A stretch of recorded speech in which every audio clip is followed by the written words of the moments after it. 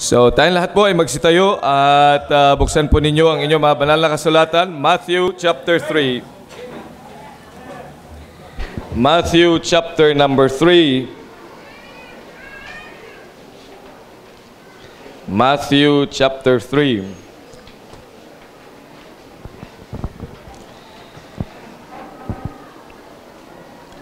Babasahin po natin ang isang talata diyan sa chapter 3 at nariyan po sa verse number 2. And saying, repent ye, for the kingdom of heaven is at hand. Repent ye, for the kingdom of heaven is at hand. Sa chapter 4 verse number 17 ay muli nating mababasa yung mga katagang yan. Doon po sa talatang 3, yan po ay si John the Baptist. Doon po sa verse number 17 ay ang Panginoong Kristo ang nagsasalita. From the time Jesus began to preach and to say, repent, for the kingdom of heaven is at hand. Ito po ang mga naunang mga talata at naunang mga mensahe ng ating tagapagligtas and his forerunner, John the Baptist. At yan din po ay nagpatuloy hanggang sa atin pong kapanahunan, and it's still the preaching of the Baptist today. Pero nakakalungkot po, marahil naririto ngayon ay hindi po lubusang nauunawaan ang mga talatang ito o ang sentence na ito, ang preaching na ito ng ating Panginoong Kristo. Ganon din po ni John the Baptist, repent, for the kingdom of heaven is at hand. Now, naririnig natin ang salita niyan, repent, for the kingdom of heaven is at hand. Ano po ba ang sinasabi? Ano mensahe ng Panginoon sa atin? At yan po ang nais kong dalhin sa atin ngayong umaga, repent, for the kingdom of heaven is at hand. This is the message of the Baptist. Tayo muna ay manalangin. Dakilang Diyos, pagpalain mo po ang bawat isa na naririto ngayon upang higit na kami makaunawa sa inyong mensahe. Ang mga talatang amin pong binasa na pangangaral ni John the Baptist at higit sa lahat ng amin pong Panginoong Kristo. Repent, for the kingdom of heaven is at hand. Ay bagay na dapat nga po naming maunawaan, Panginoon. Sapagkat ito po ay inyong winika hundreds of years ago, at ito po ay natala sa inyong salita. And it is settled in heaven. Kaya tulungan niyo kami makaunawa, Panginoon, sa nais mo pong maunawaan namin. At upang ang amin pong mga buhay ay inyo nga pong gamitin for your glory. Maraming mga bagay, dakilang Diyos, na kumakalaban po sa inyo sa mundong ito at sa panahon namin. Maraming mga mensahe ng mga politiko, maraming mga mensahe ng mga presidente at kung sino-sino, Panginoong Diyos, na amin nga pong pinakikinggan. Pero Panginoong Diyos, ngayong araw na itutulungan niyo kami makaunawa sa inyong mensahe. Repent, for the kingdom of heaven is at hand. At hindi lamang po ang talatang ito, Panginoong Diyos, na marinig namin ngayon, kundi ito po ang manatili sa aming puso at sa aming isipan, maging sa aming pag-uwi, upang ito ang magpatakbo sa amin pong buhay. Kaya ho, hinihiling ko, dakilang Diyos, Holy Spirit of God, please work in our midst. For this we pray and ask in Jesus' name. Amen. Okay, please take your seats. Repent ye ay hindi po magpenitensya.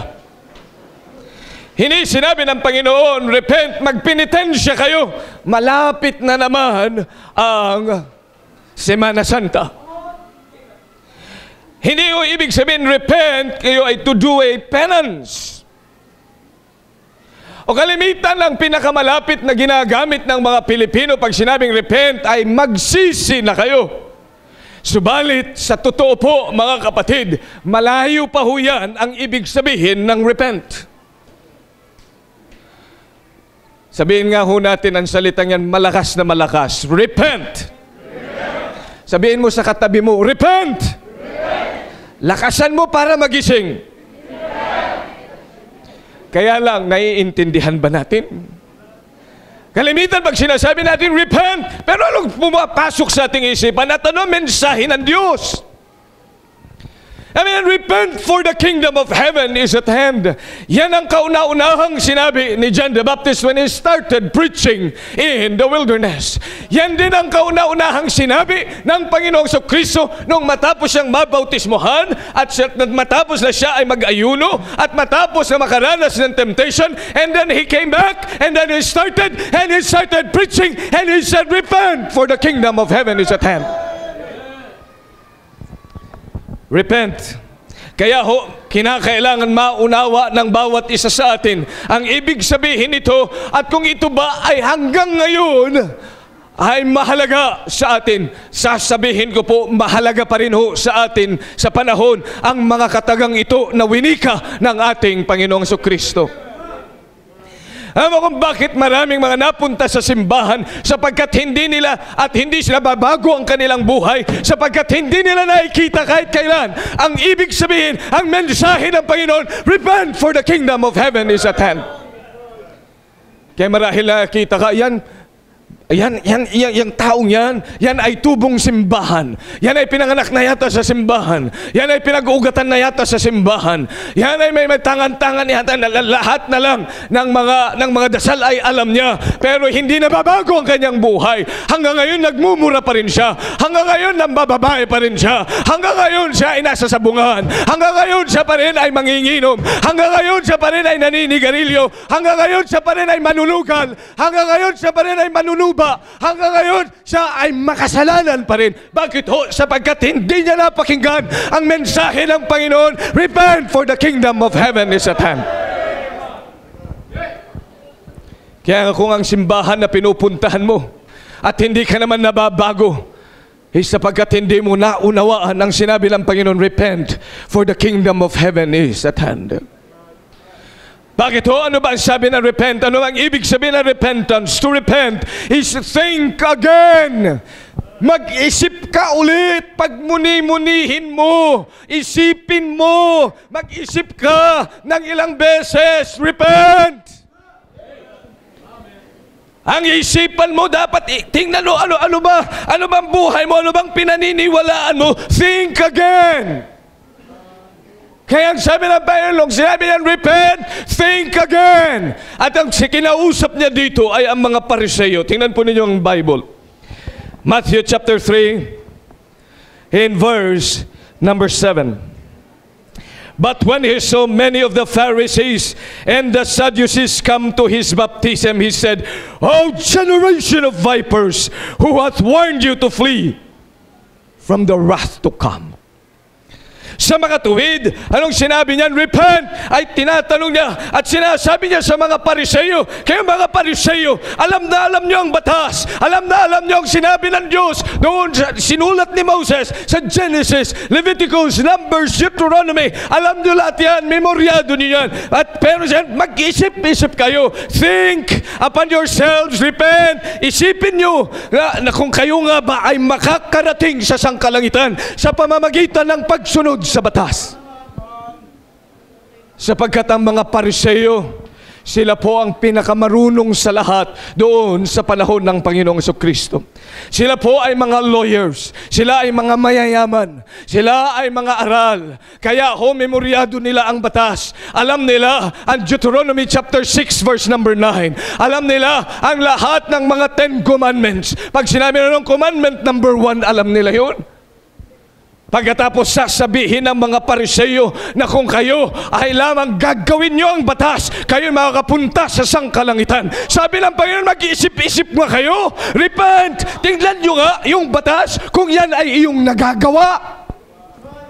Kung totoo na madadala ka ng ng batas na yan sa sangkalangitan, isip-isipin mo nga kung nagagawa mo ang 10 utos.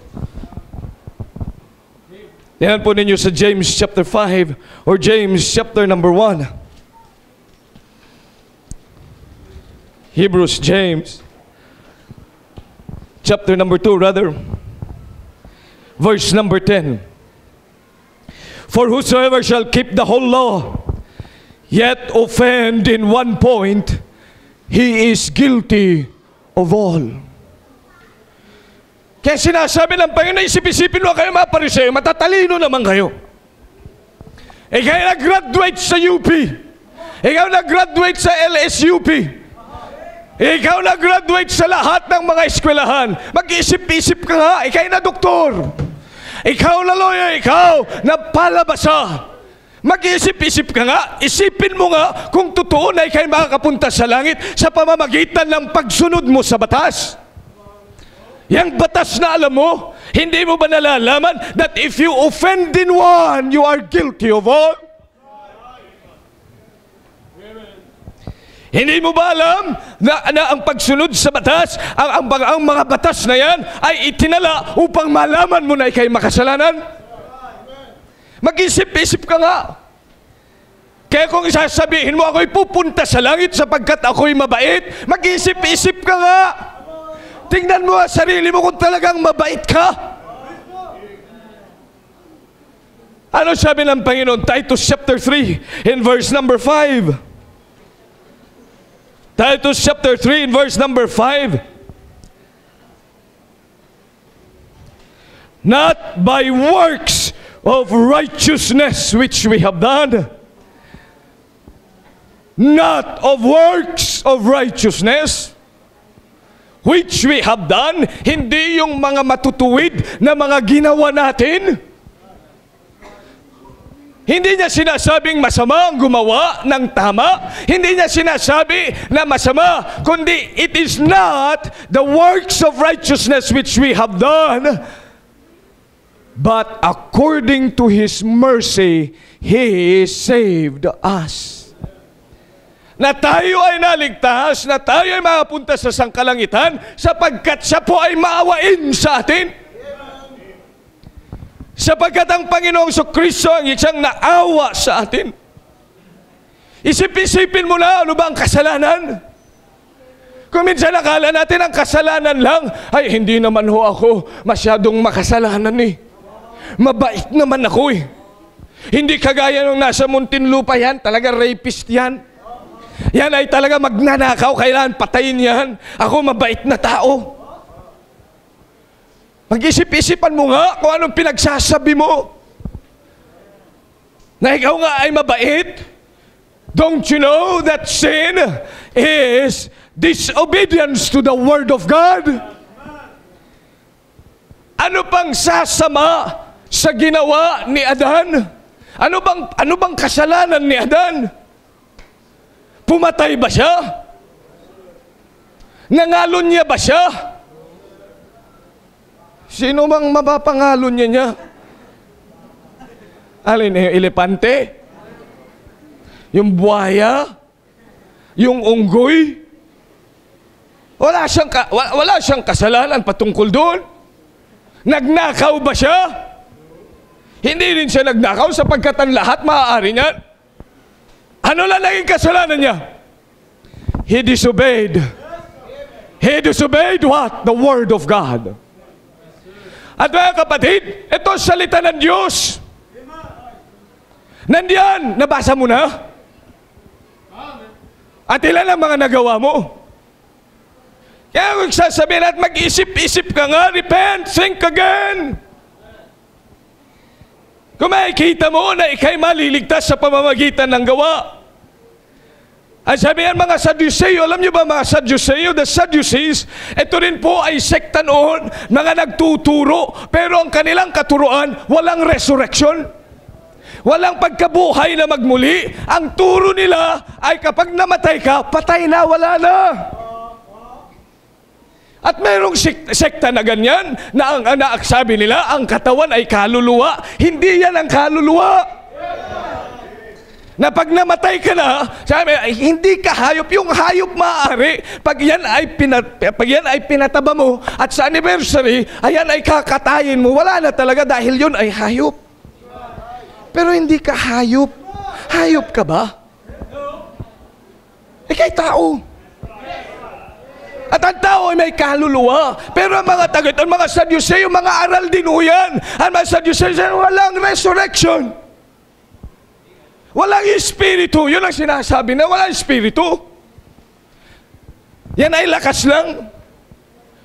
Kaya sabi lang pa yun, mag-isip-isip nga kayo kung kayo ay hayop. Mga Sadduceo, tingnan nyo nga ang mga itinuturo nyo. Repent! Kaya nga ngayong araw na ito, mag-isip-isip din, ano bang pananampalataya mo? Bakit ka ba naririto? Bakit ka ba nagsisimba? Repent, sink! Gamitin mo ang isip. Sapagkat yung isip na yan ay makapangyarihan. Kaya sabi ng Panginoon doon, mauna sa iyong pag-iisip. Hindi po pwedeng ikay mananampalataya, pero wala kang alam. Kaya sabi ng Panginoon, repent! You know what is He addressing to? He is addressing your mind. Isip. Kaya nga sabi niya, love the Lord thy God with all thy soul and with all thy might and with all thy mind. Isipan. Yan po ay stronghold, sabi ng Panginoon. Kaya nga kahit naririto ka sa simbahan, hindi ko alam kung ano iniisip mo. Pero basa yan ng Diyos. At ang sabi ng mga nag-aaral sa kaisipan, there are about 50,000 thoughts in a day. Biro mo yan, 50,000 different thoughts. Yan ang pumapasok sa isipan mo sa isang araw. Kaya nga sabi ng Diyos, yung kaisipan yan, mag-isip-isip ka nga, dapat yung isipan yan mapuno ng salita ng Diyos. Minsan ang dami nating pinag-uusapan at iniisip sa buhay. See, when He said, repent, for the kingdom of heaven is at hand, mag-isip-isip ka. Isipin mo, tingnan mo buhay mo, tingnan mo ang sinasabi mo sa anak mo. Tingnan mo yung sinusulat mo doon sa FB. Kung ano ka nakalagay diyan. Ano ang mga nilalike mo? Ang bira ang inilike niya ay yung kanta ni Justin Bieber. Kristiyano yon, like. Ibiro mo yan. Kasi ilalike din niya yung mga istorya ng mga witches. Mag-isip-isip ka nga, repent! Sabihin mo sa kapatid mo, sa katabi mo. Hindi nga sisi yun eh. Repent! Mag-isip-isip ka! Isipin mo ang kinatatayuan mo. Isipin mo, ano ka ba talaga? Babae o lalaki? Ay isipin. Tingnan mo nga, napakarami. Biro mo sabi na, ako po, ay babae naman ho talaga, kaya lang ay lumabas lang po ako sa lalaki. Kahit kaya, mag-isip-isip ka sa sinasabi mo. Kung ikay lalaki, lalaki ka. Kung ikay babae, babae ka rin. Walang bakla tsaka walang tomboy. Repent! Ang bihira. Kasi ho, pusong babae ako eh. Kasalanan yan, naintindihan mo ba? Do you know? Sapagkat ikay sumasalangsangsan sa gawi ng Diyos. God designed a man and God designed a woman. Ayaw mo yung disenyo niya sa'yo na ikay lalaki? Mag-isip-isip ka, tingnan mo nga itsura mo, tingnan mo kasuotan mo. Babae ka ba, lalaki? Hello? Isip-isip ka, kaya sa amin ang bayan, repent! Pastor, masyado kayong masakit magsalita. Hindi ako ang salita ng Diyos. Repent! Isipin mo at tingnan mo nga. Kung yan ba yung disenyo ng Diyos na ginawa niya, na ang lalaki ay maiksi ang buhok, na ang lalaki ay ganito, ang lalaki ay tumatayong lalaki, hindi siya balaki. Tapos iboboto mo, tapos titingnan mo, pagkatapos ang pinanunood mo, vice ganda. Ewan ko sa'yo. Tapos kasama ka pa sa nagpaparami sa kanila. Mag-isip-isip ka nga. Pagkatapos manunood ka pa ng mga gay Philippines. Sige nga, isipin mo nga, repent! Sabihin mo sa katabi mo, repent! Mag-isip-isip ka, tingnan mo yung tsura mo. Pag lumalabas kayo sa bahay nyo, titingnan mo yung tsura mo. Tatay ka. Pagkatapos ang hawak mo sa umaga, manok. Kaya mag-isip-isip ka nga, pagkatapos yun ang iyong pinasasabugan. Isipin mo nga, mag-isip-isipan mo nga yung ginagawa mo.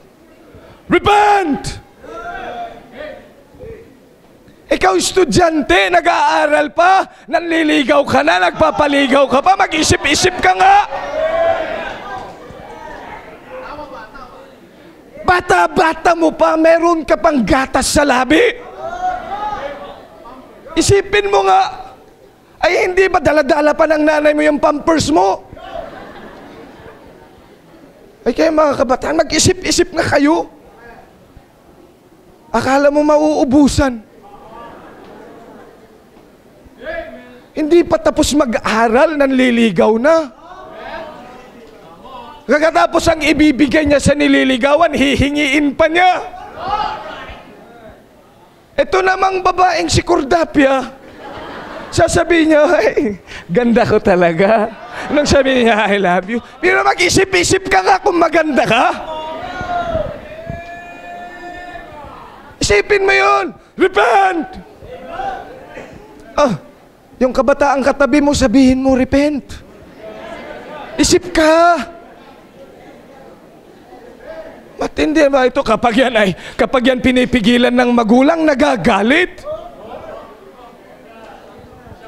At tigas ng ulo, mag-isip-isip ka nga. Repent! Ikaw ang saya-saya mo. Saan? Sa awitan, makasanlibutan. Pagdating sa simbahan, di ka makakanta. Kaya mag-isip-isip. Pag nagpe-preach pastor, matutulog ka. Pero pag manunood ka ng telebisyon, bulaga.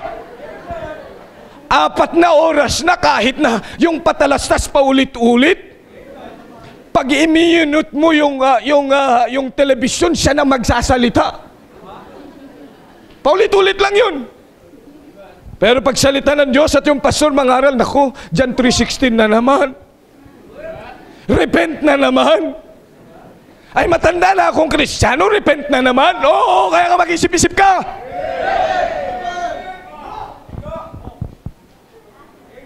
Nagbigay ka nga. Ninakaw mo naman. Akala ng mga Kristiyano, hindi siya nagnanakaw. Nakinig ka maigi sa akin, if you are saved. Are you saved? Ikaw ba Kristiyano? Nagbibigay ka? Kumunti. Nagbibigay ka? Tanong, bago ka nagbigay, ibinalik mo ba tithes mo? Pag hindi ka nagbalik ng tithes at nagbigay ka, nagnakaw ka? Paano ka makakapagbigay nang hindi mo pa ibinabalik yung tithes? Oh, tama na, dadalawa na. Mag-isip-isip ka nga. Noon bang ikay nagbibigay sa offering kanila? Inisip-isip mo yan? Kung ibinigay mo yun sa Diyos o ninakaw mo? Hello, Mike. Yes. I love you in the Lord. Sinasabi ko lang totoo. Sabi ng Panginoon, repent! Mag-isip-isip ka. To repent is not only to think again, but to repent is to change your mind. So nakita mo na masama, nakita mo yung tama, then you've got to change your mind. That is to repent. So hindi ka lang nag-isip, ay, mali pala yung ginawa ko. Mamaya, balik ka sa dati yung ugali. Ano repentance yun? Repent is to change your mind. Magbago ka na ng kaisipan. Kapag nakapag-isip-isip ka na at nakita mo na ang totoo, nakita mo ang salita ng Diyos, ang dapat mo lamang ay panindigan at pupunta ka saan? Sa tama. Change your mind. Kaya nga ho, ang konteksto dito, nung sabihin ni John the Baptist na ng Panginoong Kristo, repent for the kingdom of heaven is at hand, ang kanyang pinag-uusapan ay patungkol sa kasalanan. Tingnan po ninyo, verse number 6, Matthew chapter 3. And were baptized of him, confessing their sins. Napag-isip-isip ka. Kinakailan mag-decide ka to go for the truth or to remain the same. Marami na punta sa simbahan, they do not repent. They know the truth, but they go out still with the lie. Kaya hindi sila nabago. Hindi nagbago ang kanilang kaisipan.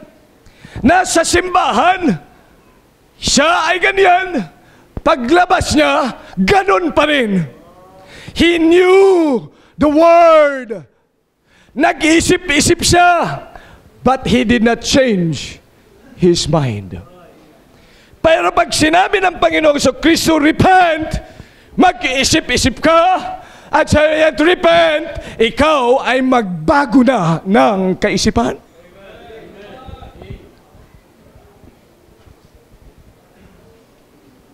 Sin entered into the world. Makita mo na ang kasalanan, yan ay dumating sa pamamagitan ni Adan at nananaytay sa atin yan, but you can change your mind. Kaya ito ang sabi ng Panginoon, repent, for the kingdom of heaven is at hand. You've got to change your mind against sin. Ang kasalanan ay dapat mong maunawaan na hindi lamang yan sa pagpatay, hindi lamang yan sa mga bisyo, kundi ang kasalanan ay hindi mo pagsunod sa salita ng Diyos. Nakakalungkot nga, hindi ka nagbabasa ng Biblia. Pero nagbabasa ka ng comics. Nagbabasa ka ng tempo. Nagbabasa ka ng libro. Kayo mga estudyante, nagbabasa kayo ng math, ng science na isinulat, na ang sabi galing tayo sa mga unggoy. Pinabasa nyo yun. Pero ang tanong, nagbasa ka na ng Biblia? Nakikinig ka nga ng news sa telebisyon? Nagpapaloko nga tayo sa mga artista, sa mga istoryan pinahahaba nila para, ay, bukas ulit. Bukas ulit. Manunood ulit ako. Naku, na kaya mangyayari na kay Marimar.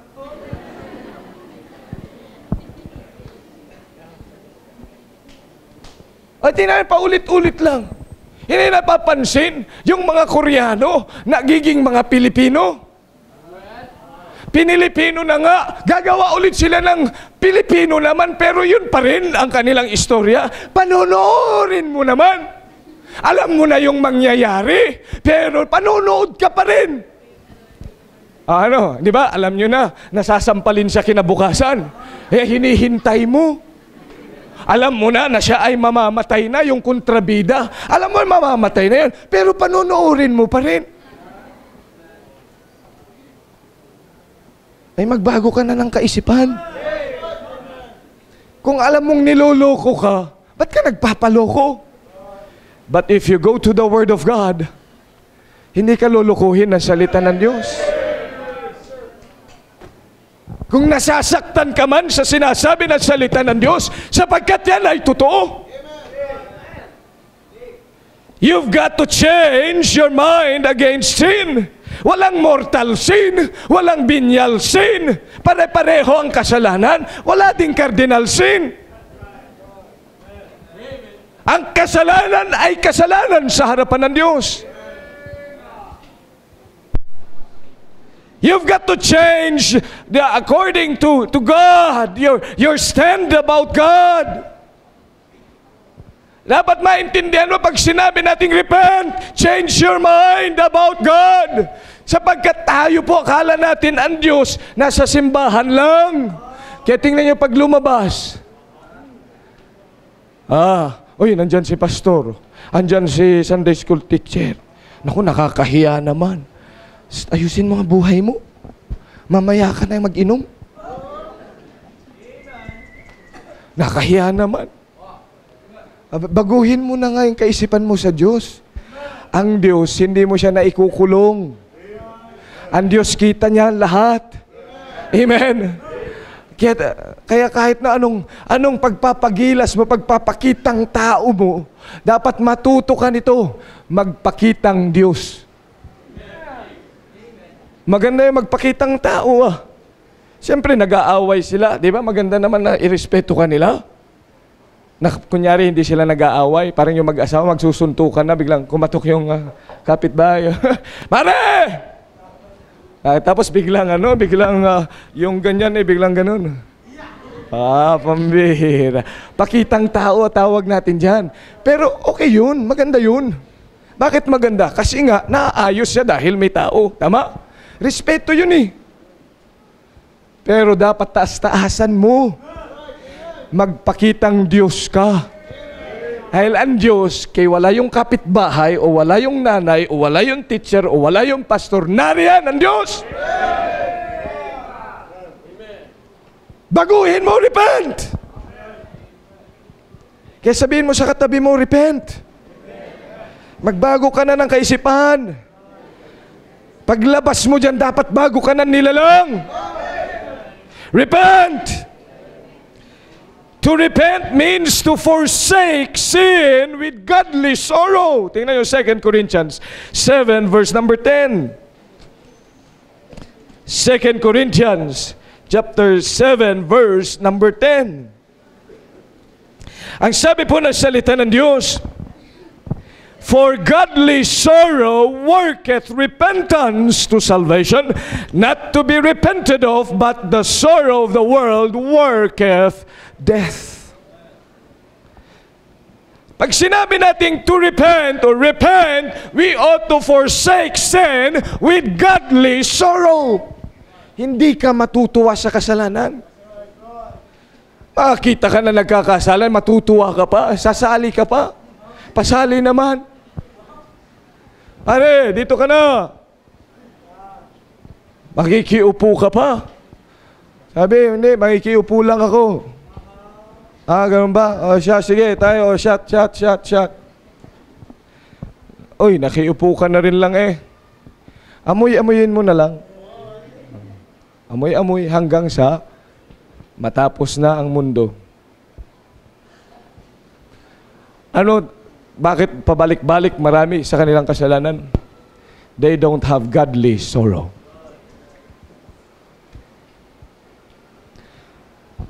Bakit sa mga bisyo? Dahil sa mga pagmumura na yan. Bakit ang mga bata matigas ang ulo? You don't have godly sorrow. Akala ninyo yung pagmamaktol nyo sa inyong mga magulang? Akala ninyo yung inyong pag-aalburuto sa inyong mga authority ay tama? Nung marunong ka na sumagot ka ng pabalagbag. Bakit pa ulit-ulit? Sapagkat walang godly sorrow. Pag sinabi na repent, then forsake your sin with godly sorrow. Amen. Hindi mo gugustuhin ang kasalanan, hindi mo mamahalin yan, hindi ka makikipaglaro, hindi mo yan bibiruin ang kasalanan. Kundi yan ay dapat mong iniiyakan. Mga kapatid, mga kaibigan, kailan ka huling umiyak sa iyong kasalanan? Kung minsan tayo naiyak sa kasalanan ng iba dahil tayo nasaktan, pero yung kasalanan mo, ikaw ba'y umiyak na? Marami sa atin ang naiyak sapagkat nahuhuli. Hindi ko na uulitin, patawad. Bakit? Kasi nakulong. Kung hindi pa nakukulong, walang godly sorrow. Kaya kahit anong pag-iiyak mo, you can never be changed. Pero kung sinabi ng pain, repent! Will you tell your neighbor, repent? Sabihin mo sa katabi mo, repent! Ano ibig yan sabihin na repent? Dapat, ikay nananaghoy, ikay masasaktan sa iyong kasalanan. Ikay umiiyak sa iyong kasalanan. Na ayaw mo ang kasalanan to. Since was the last time you cried? And you cried against your sin. Kaya nung sabihin ng Panginoong Jesucristo, nung sabihin ni John the Baptist, nung sabihin ng mga apostol, repent, ibig sabihin dapat umiiyak ka sa iyong kasalanan. Tayo ay naiyak, hindi dahil sa resulta ng kasalanan, kundi umiiyak tayo sapagkat ang kasalanan, ito ay against God. Sapagkat minahal mo ang Diyos at ayaw mong masaktan ang Diyos. O kayo mga tatay, hindi ba? Nung nanliligaw tayo, lahat ng ayaw ng nililigawan, ayaw din natin. Ayoko ng ganito ha, ayoko ng pagkain ganyan. O siya, dadalhin natin sa restaurant kung nasan yung gusto. Tama ba? Amen? Hello? Amen? Mukhang, di ba Benny? Ikaw na lang kausapin ko, magsisagot ng mga to. Di ba kapag mahal mo ang ng isang tao, yung ayaw niya, ayaw mo rin. Amen? Meron ba naman sasaktan mo yung minamahal mo? Kung talagang mahal mo yan, you will please the person. Amen? Do you love God? Kaya nung sinabi niyan, repent! Pag sinabi lang pa yun, repent, dahil sinabi mo na mahal mo siya, dapat yung kasalanan, because sin is against God, nasasaktan ng Diyos, nagagalit ang Diyos sa kasalanan, ayaw mong magalit ang Diyos. So when you say repent, you must forsake sin with godly sorrow. Huwag ka lang umiyak dahil natalo ka, kundi umiyak ka dahil nasaktan mo ang Diyos. And number 4, when you say repent, it means to subdue the thoughts to Christ. 2 Corinthians chapter 10, verse number 4. For the weapons of our warfare are not carnal, but mighty through God to the pulling down of strongholds, casting down imagination and every high thing that exalteth itself against the knowledge of God, and bringing into captivity every thought to the obedience of Christ. Sinabi yan, repent! Pakisabi nga ho ulit. Pakilakas ho. Yan, ang ibig sabihin kasi ng repent din, repent, repent. Hindi.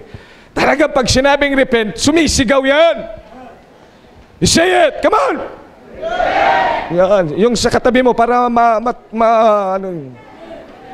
ready, go. Yan. Ang ibig sabihin naman yan, not only to think again, not only to change your mind, not only to forsake sin with godly sorrow, but subdue thoughts to Christ. Dapat yung isipan natin, dapat yung isip na yan, ay dapat lamang yung mga iisipin yan, ay mga bagay patungkol kay Kristo. Kaya nga, kung ikaw ay naririto ngayon, ang sabi ng Proverbs 23, verse number 7. Proverbs 23, in verse number 7. For as he thinketh in his heart, so is he.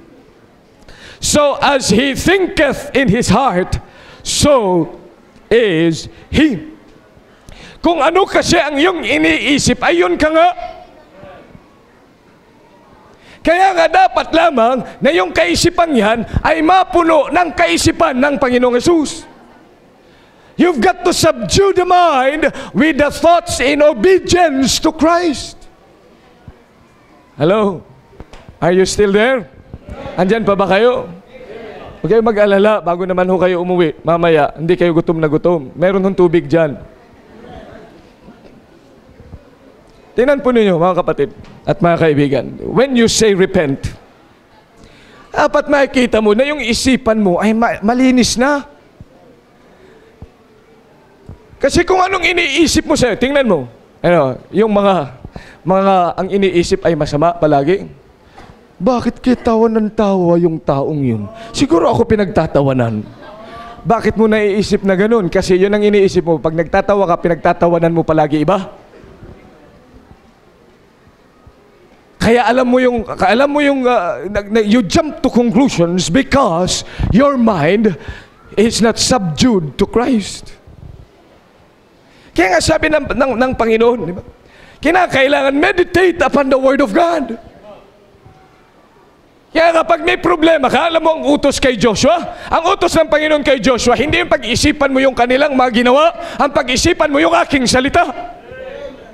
You know why? Kapag yung kanilang ginawa, ang iyong pag-iisipan, sasamaan loob mo, ay kayo mawawala sa iyong wisyo, masisira yung turnilyo. At makasama ka naglalakad ni Moses at saka ni Abraham dyan. Nakita nyo na si Moses at si Abraham naglalakad magmula Santa Cruz hanggang sa Alabang. Yung iba naman ay mga bago na. Anong mga yan? Napigtas. Bakit? Anong inisip nila? Problema nila. Kaya sabi, when you repent, baguhin mo yung kaisipan. You've got to think of the Word of God. Kaya ganun na lang ang sabi ng Panginoon, meditate upon the Word. This book of the law shall not depart out of thy mouth, but meditate therein day and night. You know why? Because that mind, kung anong iniisip, kung anong laman, yun ka nga. Kaya ang sama ng tingin mo sa iba kasi ikaw mismo, ang isipan mo, masama. Pero nakikita mo yung mga taong confident, nakikita mo yung taong masaya sapagkat malinis ang kanyang kaisipan. Pag nakangiti siya, nakangiti yung iba, tuwang-tuwa din siya, wow, masaya siya, amen. Hindi yung, ba't kayo masaya ito? Siguro nagnakaw. Bakit mo naiisip yun? Kasi ikaw, masaya lang pag nagnanakaw. May kita mo, magagawa ka ng maganda, gagawang isang, masasabihan mo ng masama. Because the thought is not subdued to Christ. Kaya nga, ang isip natin, mga kapatid, dapat lamang, must be subdued by Christ. Kaya nung sabihin and repent, let the thought be subject to Christ. It is a stronghold. Yan ay napakalakas. Yan ay very powerful. At dahil sa yan, nasisira ang mic. You see, ladies and gentlemen, when our Savior and John the Baptist said, repent, for the kingdom of heaven is at hand, the message is clear even until now. Ngayong umaga, will you repent? Will you repent? Kung ikaw ay tao na have already changed your mind, you must subdue the thoughts to Christ. Kinakailangan, alam po ninyong, pinakamaganda is to really humble ourselves to God and be changed. Sa mga members, kaya may altar para dito ilagak natin ang nais ng Diyos na gawin mo sa iyong buhay. Kung ikaw ay ligtas na at hindi ka pa sumunod sa tubig ng bautismo this morning, you can be baptized and repent. Sino po sa atin ang nais na sumunod sa Panginoon sa tubig ng bautismo? Sa mga bisita natin, you can just stand up.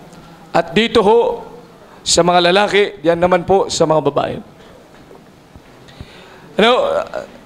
Ang epekto po ng repentance, sinabi na effect of repentance, epekto niyan, nababago ang iyong buhay. Mababago ngayon ang pagsunod mo. Unang pagsunod sa Panginoon. If you're saved, are you saved? Ang unang step towards obedience is baptism. Ano yung baptism? Yan po ay hindi binyag. Ang binyag, meron na ho kayong pangalan. Ang baptism, bautismo. Ibig sabihin, inilulubog sa tubig at muling ibinabangon. Bakit ho? To baptize means to immerse. Ipinapakita mo na naniniwala ka kay Kristo na siya'y namatay at inilibing. Pagkatapos ay muling nabuhay. Naniniwala ka ba na si Kristo ay namatay, inilibing, at muling nabuhay? Then show it in water baptism. At sino magbabaptize? Siyempre, baptist. Kaya nga, baptism. Di ka naman pupunta magpapabunot ng ngipin, pupunta sa karpintero. Oh, masakit ang ngipin ko, pastor. Sino po kaya po pwede? Ay, si Victor. Pag masakit ang ngipin mo, ituturo mo siya sa dentista. Amen?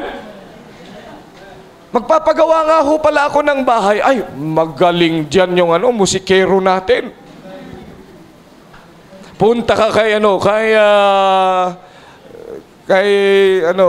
Dale. Biro mo ano mangyayari sa bahay mo. Ano din kung gusto mong maligtas, sino ang tagapagligtas? Jesus Christ, amen? And you came to Him. Ngayon, gusto mong magbabaptize, di siyempre kailangan baptist. Hello? Ama? Kaya yung nakuha mo doon sa iba, hindi bautismo yun. Siguro kung ano-ano lang.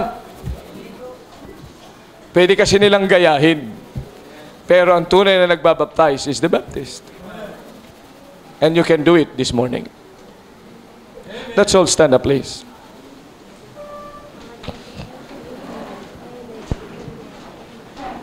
Let's bow down our heads. Let's pray. Dakilang Diyos, maraming salamat po maipahayag sa inyo ang inyong salita. A simple one word, repent. Pero kalimitan, Panginoong Diyos, ay hindi nga po namin nauunawaan ang ibig sabihin nito. Pero maraming salamat na winika mo ito upang ang buhay namin ay mabago. Na hindi po kami manatiling kagaya ng iba, kagaya dati. Because you would like us to repent. Kaya nga po ikaw manguna sa amin, Panginoon, maging sa invitation. Marahil may mga members sa church na ito na iginugupo pa rin ang kasalanan. Pero ang hinihiling ko po, tulungan niyo sila, Panginoong Diyos. Maunawa kung ano ang gagawin upang ang bagay na ito ay kami maging matagumpay. Kung meron po, Panginoong Diyos, mga bisita na nais mabago ang kanilang buhay, at sundin ka, Panginoon, upang sa paglabas sa lugar na ito ay mabagong nilalang. They have received you as their Lord and Savior. They must follow you in water baptism. The very first step to obedience. Tulungan niyo po sila, Panginoon, maipahayag yung pagsunod na ito, Panginoon, sa araw na ito. Pagpalain mo ang invitation sa pangalan ni Jesus. Amen. Habang nakayuko ang inyong ulo, napikit ang inyong mga mata at ang invitation song is being played. Sa mga bisita, sa mga hindi pa nakaranas, you know that sino po sa inyo ang makapagsabing, Pastor, saved na po ako talaga. I know, tinanggap ko si Kristo kanina bilang tagapagligtas. Saved na ako. Sino pong magtatas ng kamay at sabihin niya, Pastor, ako po saved na. I have already received Christ as my Savior. Sino po? Amen. Nakita ko yung kamay na yan. Yes, sino po? Kanina, pastor, ngayon lang naging maliwanag talaga sa akin. I know I'm going to heaven when I die. Sino po? Sa inyo, nandito ngayon, please pray for me and please continue praying for me because I know I have received Christ as my Savior. Sino po? Pwede pong itaas ang inyong kamay. Sabihin, Pastor, please pray for me. At ako po, tumanggap na sa Panginoon. I know I'm going to heaven when I die. Anyone? Pakitaas lang ang kamay and then anyone? Yes? Amen. Amen. Yes. I saw this. Huwag kayo mahiya. Invitation ho ito. Ito, personal, sinasabi ko sa'yo. Alam mo na ikay tumanggap kay Kristo bilang tagapagligtas and you know that you are going to heaven when you die. Will you raise your hand, please? As a testimony, yes, I saw those hands. Ikaw mismo, alam mo na ikaw ay pupunta sa langit. Will you raise your hand? Gusto kong makita ang mga taong nakakatiyak ng pagpunta sa sangkalangitan. Amen. Pa rin pong iba na hindi. Alam mo, kung hindi ka pa nakakatiyak, sayang yung opportunity na ito. You can be saved. At po pwede mo ngayong itanong sa iba ng church kung papaano maliligtas. Pero sino naman dito ang alam niya siya'y pupunta sa langit at gusto niya maranasan ang pagsunod sa Panginoon? I want to follow Christ in water baptism. Is there anyone? Gusto kong sundin ang Panginoon, hindi ko ikahihiya na ako ay tumanggap kay Kristo at ako ay tunay na nakakilala sa Kanya. Ako ay hindi ko ito ikahihiya and that's why I will follow Him in water baptism. Is there anyone? Meron ba sa ating kalagitnaan? Dito sa ating kalagitnaan, hindi ako nahihiya, Pastor. Pwede bang itaas mo yung kamay? Will you raise your hand? And somebody is going to pray for you. Sino po sa ating kalagitnaan? Pastor, hindi ako nahihiya na masave. Hindi ako nahihiya tumanggap kay Kristo. At natutuwa ako at nais kong sumunod sa Panginoon sa Kanyang ipinag-uutos sa akin. Will you raise your hand? Yes, nakita ko ang kamay na yan. Anyone? Anymore? Na hindi ko yes, nakita ko, yes, ikahihiya yung bagay na aking tinanggap and I will follow the Lord and I will follow Him. Is there anyone? Paitaas nga ang kamay. Dito, dun sa likod, meron ba? Meron? Yes, nakita ko yung kamay na yan. Meron ba? Diyan sa likod? Dito? Yes, nakita dun sa likod. Yes, anyone? Meron? I would like to follow the Lord. Gusto kong yung sinasabi nga nila na pagsunod sa Panginoon. Gusto kong malaman yun. Please, Pastor, I am raising my hand. Pag itinaas mo ang iyong kamay, kaibigan, ibig sabihin may makikipag-usap sa'yo at may pag-usap para mas maging maliwanag sa'yo. Okay, anyone? Pastor, saved na ako. Pero ano ba yung pagsunod na yan? Ano yung pagsunod na yan? I would like to be cleared. At gusto ko, meron pa may kipag-usap sa'yo. Is there anyone? Kanina, yes, nakita ko yung kamay na yan. Somebody please, soul winner doon. Meron pa? Anyone? Na kayo ay pastor, yes, nakita ko yung nasa likod na yun. Amen. Sige, come on. Soul winners, choir members and Sunday school teachers, please be alert. Gusto kong tingnan po ninyo, no? Hindi pa tayo tapos sa ating service. This is one of the most important part of the service, decision making. Tingnan po ninyo ang speech o ang sermon, ang preaching ng Panginoong Jesucristo. Repent. It's a change life. Mag-uumpisa yan sa decision na iyong gagawin. Mag-uumpisa yan sa kaisipan. I've got to change. Anong babaguhin ko? Saan ako mag-uumpisa? Kaya nga kung sino po sa ating kalagitnaan dito, Pastor, I'd like really to understand more. Please pray for me. Is there anyone? Tinanggap ko na si Kristo na aking tagapagligtas. Tinanggap ko na siya na aking tagapagligtas. I know that. And I would like to really obey Him. Is there anyone? Please pray for me. Meron pa ba? Meron pa ba magtataas ng kamay? Sige, come on. Kung ikaw ay bisita. Like, yes, amen. Okay, sino pa? Hindi. Pastor, hindi talaga ako mahihiya. Pero ito talaga ang laman ng puso ko. I would like, yes, nakita ko yung kamay na yun. I would like to follow the Lord. Pero saan ako mag-uumpisa, hindi ko alam kung saan. Please help me out. Ito po Ito ang dahilan ba't may simbahan. To help you how to follow the Lord. Kung ikaw ay ligtas, alam mo naman talaga na naniniwala ka kay Kristo bilang tagapagligtas. Hindi mo yan ikaiila. Yan ay you would like indeed to follow God. Alam mo ikaw ay saved. Alam mo na ikay disipulo ng Panginoon. But where will you start now? Saan? Then you can just raise your hand and I let somebody to talk with you. Is there any more? Meron pa ba sa ating kalagitnaan? Pastor, I'm deciding. Kaya lang hindi ko alam kung paano. Just raise your hand. Meron akong iuutusan. Meron may ikipag-usap sa iyo. Sino? Huwag kayo mahiya. Kaya ko po pinapapikit ho kayo para hindi po ninyo makita yung decision ng iba. I'd like you to decide for yourself. Sige po, wait lang ho. Para hindi mo nakikita yung decision ng iba. Pinapipikit ko ho yun, hindi dahil may hokus-pokus, no. Kundi para ikaw ay magde-decide ng sarili mo. At hindi mo rin makita yung decision nila. Gusto mo, at gusto ng Panginoon na ikaw mismo magdesisyon. Okay. So I would like to be clear. You are saved, alam mo, ikay tumanggap kay Kristo. Yung mensahe is to repent and change your mind, change life, change everything. Pero hindi mo alam at ang saan ka mag-uumpisa, iyon ang dahilan bakit may simbahan. Tuturuan ka ngayon ng mga soul winners naririto, mga choir members, mga frontliners, where you will start. If only you will voluntarily raise up your hand at sabihin, Pastor, gusto ko pong sundin talaga ang Panginoon, but I don't know where and how to start. Walang nagpipilit sa akin, but this is my personal decision. Will you raise your hand? Taas mo ang iyong kamay, sabihin mo, Pastor, gusto ko talaga to follow the Lord. I don't know where, but I would like to learn.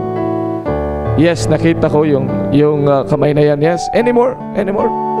Sige, wag mong tingnan. Yes, nakita ko rin yung kamay na yan. Soul winner. Sige. Sino pa ho? Pastor, I'd like to follow really. At gusto kong sundin that word repent. That my life would be changed. Bago ko isara yung ating invitation na ito, ba magsisi ka? Sayang. This is the time. Okay, bago ko isara itong invitation na to, sino po? Itaas mo lang ang kamay mo para may makipag-usap sa iyo, kapatid. Alam mo na ikay ligtas. Alam mo, hindi mo ikahihiya ang Panginoong Kristo. And you would like to follow Him. Someone is going to show you. Sino po? Meron pa? Taas mo lang ang iyong kamay, huwag kang mahiya. Come on, taas mo ang kamay mo. Sabihin mo, Pastor, yung pagtaas ng kamay mo ay ibig sabihin, Pastor, I'd like to know. I'd like to know and I'd like to follow. Anyone? Meron pa ba? I'll have another invitation sa mga members. Marahil, matagal ka nang sumunod sa Panginoon sa water baptism, pero may mga bagay na hindi ka pa masunod. But this is the message of God. Repent. Yes, I saw that hand. Repent. Bakit hindi ikaw ngayon, kung ikaw ay matagal ng member ng church, o ikaw ay alam mo talaga yung mga weaknesses mo, this is the time that you should come to the altar and pray. Come on. Kung meron kang gustong isuko sa Panginoon, gustong baguhin sa iyong buhay, dito sa altar is wide open. Come on. Alam mo, may weakness ka bilang isang Kristiyano at gusto mong isuko. Bakit hindi ka lumapit sa Panginoon? It's high time. Bakit may altar? Ito, sa lugar na ito, inilalagak natin ang ating mga dalahin sa Panginoon. Di ko alam kung saan at ano ang nais ng Diyos na gawin mo sa iyong buhay. Pero kapatid, kaibigan, Kailangan mong lumapit sa Panginoon.